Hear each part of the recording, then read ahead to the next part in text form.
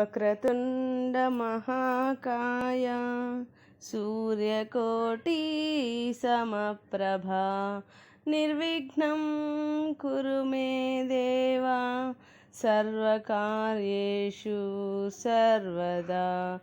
గురుబ్రహ్మా గురుర్విష్ణు గురుర్దేవో మహేశ్వరః గురుః సాక్షాత్ పరబ్రహ్మ తస్మై శ్రీ గురవే నమః.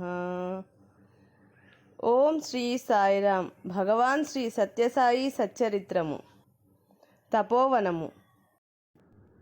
9వ అధ్యాయము. నేనుండగా భయమెందుకు. కస్తూరి గారు ప్రశాంతి నిలయంలో స్థిర నివాసం ఏర్పరచుకున్న క్రొత్తలలో అక్కడున్న కొద్దిమంది ఇళ్ళకి అప్పుడప్పుడు స్వామి వచ్చి ఆనందం పంచిపెట్టేవారు. ఆ విధంగా సాయి భగవానుడు వారింటికి వచ్చినప్పుడు కస్తూరి గారి శ్రీమతిని స్వామి ఒక పాట పాడమన్నారు. ఆమె స్వామిపై తాను అల్లుకొన్న ఒక కన్నడ గీతం గానం చేసింది. నిన్ను నంబి బందే ఎన్నకై బిదదిరు ఘనమహిమనే సాయినాథ. ఓ సాయి తండ్రి, పరిపూర్ణమైన విశ్వాసంతో నిన్ను నమ్మి నీ దగ్గరకు వచ్చాను, నా చేయి విడిచిపెట్టకు అని ఆ పాట భావం. అందుకు సమాధానంగా స్వామి ఆమె మాతృభాష అయిన తమిళంలో ఒక పాట పాడారు. విరుంబం మున్నె తరువారే వేండం మున్నె తరువారే సాయిబాబా. భయమెందుకు, మీరు కోరకముందే సాయిబాబా వరాలు ప్రసాదిస్తాడు.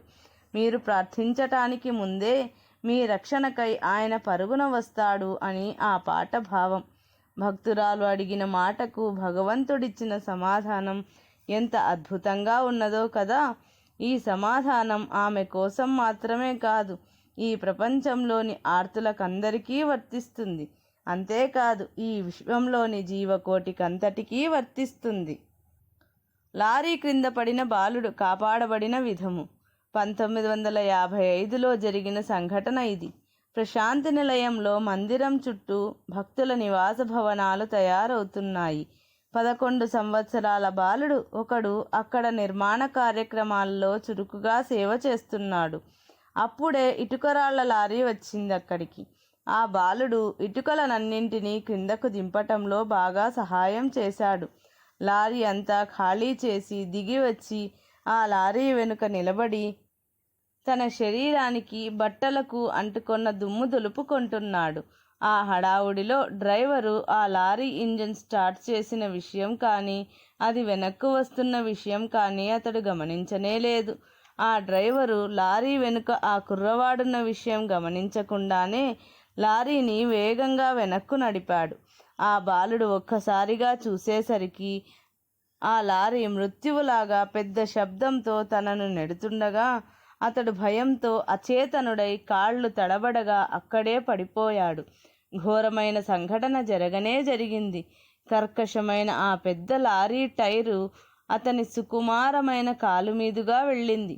ఆ సమయంలో అతడు చేసిందల్లా పెద్దగా అరుస్తూ స్వామీ అని పిలవటం ఒక్కటే. వెంటనే అతడు అక్కడే కళ్ళు తిరిగి స్పృహ తప్పి పడిపోయాడు. ఆ చుట్టుప్రక్కల ఉన్నవారు అతని అరుపు విని గబగబా వచ్చి లారీ క్రింద నుంచి అతన్ని బయటకు తీసి టైరు నొక్కేసిన అతని కాలుకి టవల్ చుట్టారు. తరువాత ఏం చేయాలో తోచక ఆందోళనతో వాళ్ళు తల ఎత్తి స్వామి మందిరం వైపు చూశారు. ఆశ్చర్యం! అప్పుడు భగవాన్ బాబా మేడపై బాల్కనీలో నిలబడి ఇటే చూస్తున్నారు. జరిగిన విషయం వివరించే లోపున స్వామి వారితో అతన్ని మందిరానికి ఆనుకొని ఉన్న వైద్యశాలకు తీసుకొని వెళ్ళమన్నారు.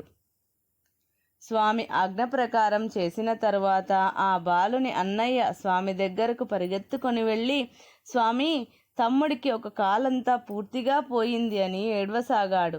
స్వామి అతన్ని ఓదారుస్తూ, బాధపడకు, కాలుకు ఏమీ కాలేదు అంటూ తన అంగీ చేతి దగ్గర పైకి లాగి అరచేయి చూపించారు. స్వామి చేతిపై లారీ టైర్ గుర్తు పడి ఉంది.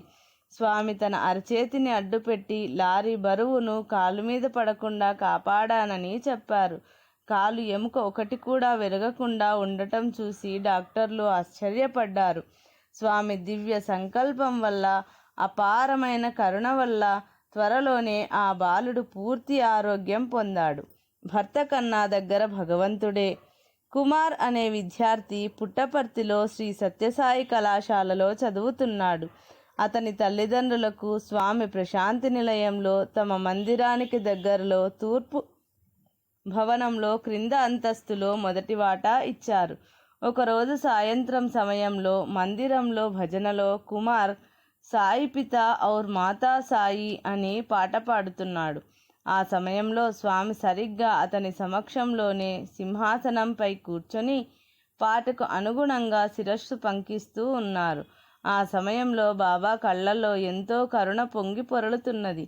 కుమార్ పాడుతున్న పాట మొదటి చరణం పూర్తి అయ్యిందో లేదో వెంటనే స్వామి సింహాసనం నుండి లేచి బయటకు వెళ్ళారు.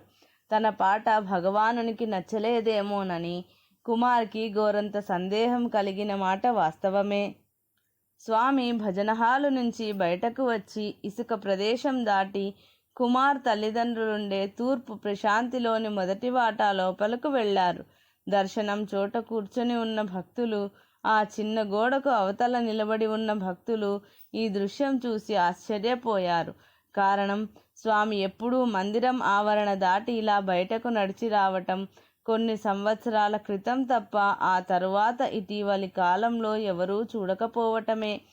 ఆ ఇంట్లో కుమార్ తల్లి హార్ట్అటాక్ వచ్చిన కారణంగా అవస్థపడుతున్నది.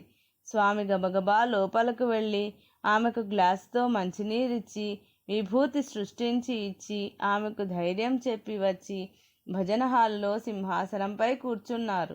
సరిగ్గా అప్పటికి ఆ పాట పూర్తి కావస్తున్నది.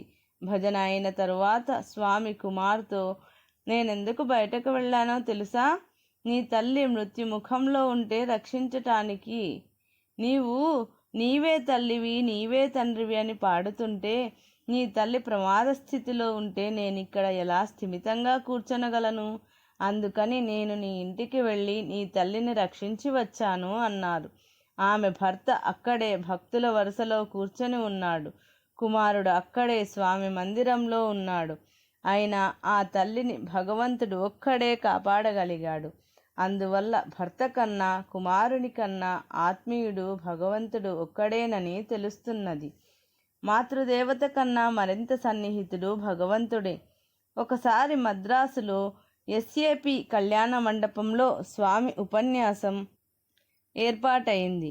వేల మంది స్వామి సందర్శనం కోసం, సుమధుర భాషణం కోసం ఎదురు చూస్తున్నారు.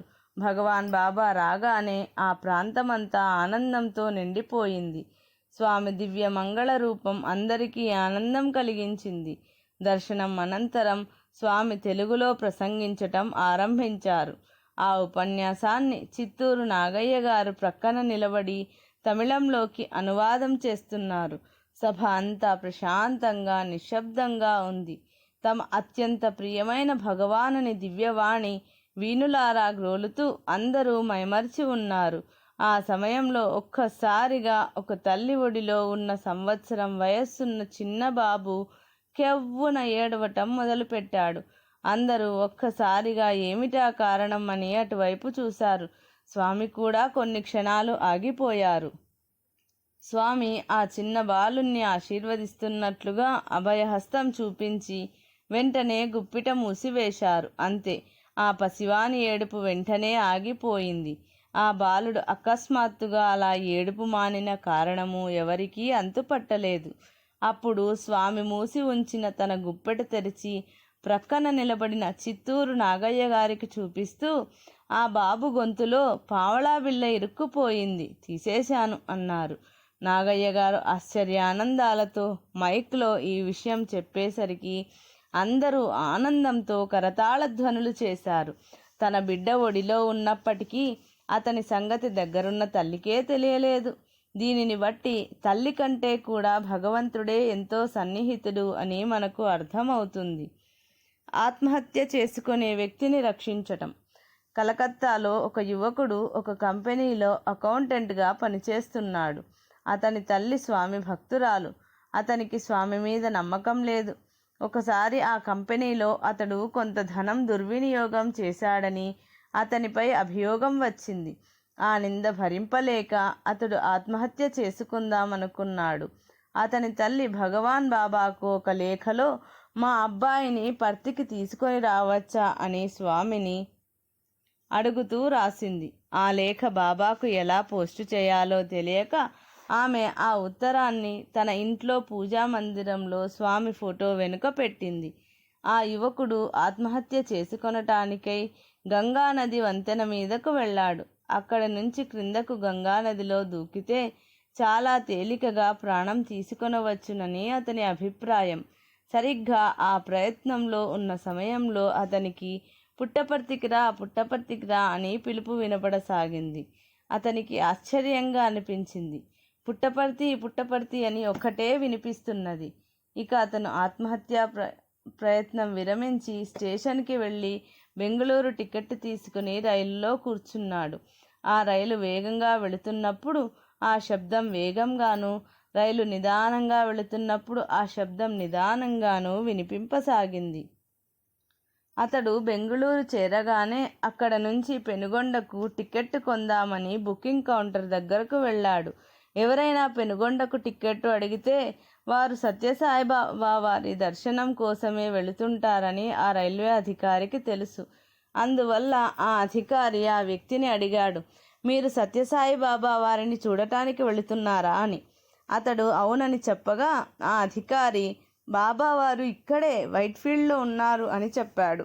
ఆ యువకుడు ఆలోచిస్తుండగా మరలా పుట్టపర్తి అంటూ చెవిలో మారుమ్రోగటం ఆరంభమైంది. అందువల్ల అతడు పెనుగొండకే టికెట్ ఇవ్వమని అడిగాడు. ఆ రోజులలో పెనుగొండ చేరి పుట్టపర్తికి కొన్ని మైళ్ళు నడవవలసి ఉంది. అలా నడిచి వెళ్ళేటప్పుడు కూడా నడక వేగానికి అనుగుణంగా పుట్టపర్తి అనే మాటలు వినిపిస్తూనే ఉన్నాయి. అతడు పుట్టపర్తికి రాత్రి 8 గంటలకు చేరాడు. అంతకు 1 గంట క్రితమే, అంటే 7 గంటలకు భగవాన్ బాబా పుట్టపర్తి వచ్చారు. ఒక ప్రక్క బృందావనంలో వేసవి తరగతులు జరగబోతుండగా అటువంటి సమయంలో స్వామి పుట్టపర్తికి ఆకస్మికంగా ఎందుకు వచ్చారో ఎవరికీ అంతుపట్టలేదు. అందుకు సమాధానంగా వారితో, స్వామి వేసవి తరగతులకు వచ్చే విద్యార్థులందరికీ బియ్యం కావలసి వచ్చి తాను బియ్యం తీసుకొని వెళ్ళటానికి పుట్టపర్తి వచ్చానని చెప్పారు. మరునాడు ఉదయం దర్శనం సమయంలో బాబా అతని దగ్గరకు వచ్చి, ఏయ్ కలకత్తా, లోపలికి రా అని పిలిచారు. ఆ ఇంటర్వ్యూలో బాబా అతనితో ఆఫీసులో అతనిపై వచ్చిన నింద గురించి భయపడవద్దని, అందుకోసమై ఆత్మహత్య చేసుకునవద్దని ధైర్యం చెప్పారు. బాబా అతనిని 9 రోజులు పుట్టపర్తిలో ఉండి వెళ్ళమని అన్నారు. తరువాత అతడు కలకత్తాలో వెళ్ళి మళ్ళీ తన ఉద్యోగంలో చేరాడు. ఆ విధంగా అతని తల్లి చేసిన ప్రార్థనను ఆలకించి స్వామి అతనిని ఆపద నుంచి కాపాడారు. ఆ కరుణకు ఎల్లలు లేవు. ఒకసారి సత్యసాయినాథుడు బెంగుళూరు నుంచి చిన్న కారులో పుట్టపర్తి వస్తున్నారు. స్వామి విద్యార్థి కారు నడుపుతున్నాడు. వెనుక మరికొన్ని కార్లలో భక్తుల బృందాలు స్వామి కారును అనుసరిస్తున్నాయి. కొండలు, రాళ్ళు, రప్పలతో ఏకాంతంగా నిశ్శబ్దంగా ఉన్న ఆ దారి వెంట స్వామి కారు వస్తున్నది. సరిగ్గా అదే సమయంలో దారికి అడ్డంగా ఒక పెద్ద త్రాచుపాము వెళ్ళసాగింది. దానిని కొద్ది దూరంలోనే చూసిన ఆ విద్యార్థి కారును ఒక్కసారిగా ఆపటమా, లేకపోతే పామే కదా అని దానిపై నుంచి కారును పోనివ్వటమా అని సందిగ్ధంలో పడ్డాడు.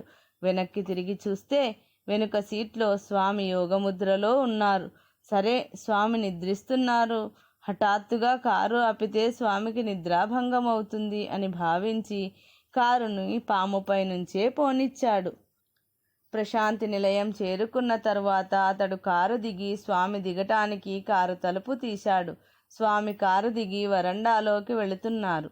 ఆ సమయంలో స్వామి అంగీపై వీపు మీద వెడల్పాటి మట్టి మరక ఉండటం ఆ విద్యార్థి గమనించి, స్వామి, మీ షర్టు మీద మట్టి మరక అయ్యింది అన్నాడు.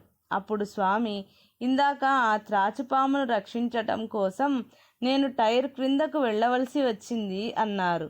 బాబా కరుణ అపారం, అనంతం. ఓం శ్రీ సత్యసాయి పరబ్రహ్మణే నమః. శాంతి శాంతి శాంతి. ఇది 9వ అధ్యాయం సంపూర్ణము.